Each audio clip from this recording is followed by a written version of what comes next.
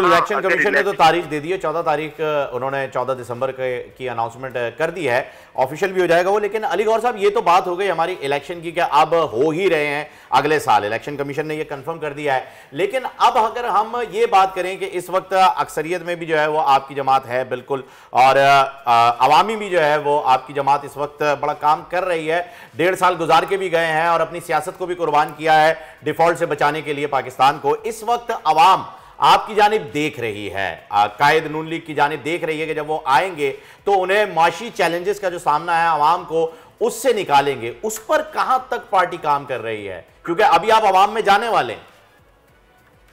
देखिए, बात यह है कि बिल्कुल आपने दुरुस्त कहा है कि मुल्क में बहुत बड़े चैलेंजेस हैं, लेकिन आपको याद है कि जब 2013 में हमारी गवर्नमेंट बनी थी तो उस वक्त मुल्क में बड़े बड़े चैलेंजेस थे। 20-20 घंटे की लोड शेडिंग थी, दहशतगर्दी का एलिमेंट बहुत ज्यादा था, इंफ्रास्ट्रक्चर जो मुल्क का था वो काफी टूट फूट का शिकार था, बल्कि ना होने के बराबर था। फिर साथ ही साथ आपने देखा कि उस वक्त बिजली पैदा करने के कारखाने लगाए गए, पावर यूनिट्स लगाए गए, जिससे लोड शेडिंग का खात्मा हुआ, जिसमें दहशतगर्दी का खात्मा हुआ, जिसमें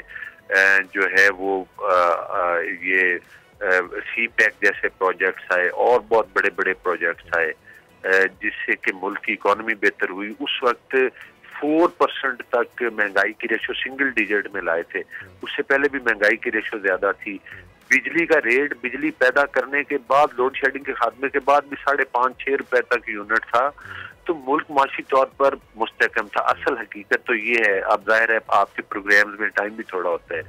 जब ये इमरान प्रोजेक्ट लॉन्च किया गया था, इस प्रोजेक्ट ने ही मुल्क में माशी तबाही भी की है, सियासी। अच्छा देखिए, अब तो हमें आगे बढ़ के गौहर साहब इस बिगाड़ को ठीक करना है ना। मैं इस वक्त ये सोचने पर मजबूर हूँ बतौर पाकिस्तानी कि जब ऑलरेडी आप लोगों का जॉइंट वेंचर था,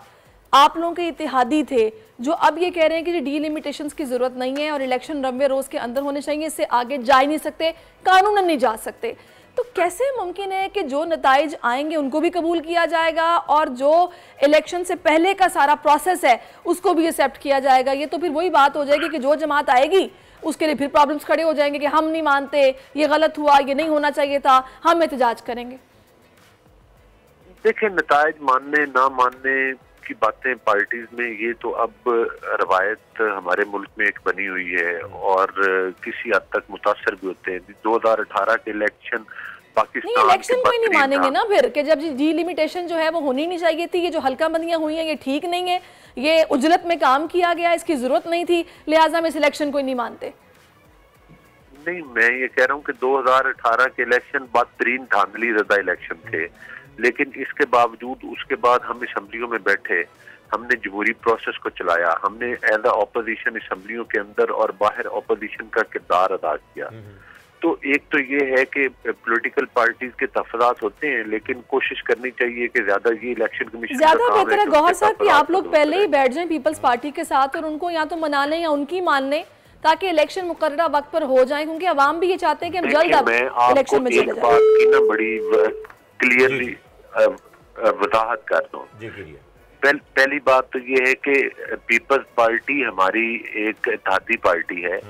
और पीपल्स पार्टी, अब हम हुकूमत में नहीं बैठे, ये इलेक्शन करवाना इलेक्शन कमीशन का काम है। इलेक्शन कमीशन 90 रोज में इलेक्शन करवाए, हम इलेक्शन में जाने के लिए गौहर साहब के ये काम इलेक्शन कमीशन का है और उन्होंने अनाउंस भी कर दिया है, तो अब मेरे ख्याल में शायद पीपल्स पार्टी जो भी अपना एहतजाज रिकॉर्ड कराएगी वो इलेक्शन कमीशन के आगे करवाएगी। और इसके साथ साथ जो है अली गौहर साहब, आपका बहुत बहुत शुक्रिया, आपने पिछले 2018 का जिक्र किया तो वहां वोट को इज्जत दे दो का नारा जो है वो आया था। उम्मीद करते हैं कि इस बार भी जो है वो वोट को इज्जत दी जाएगी। सब्सक्राइब करें और बेल दबाएं ताकि कोई खबर रह न जाए।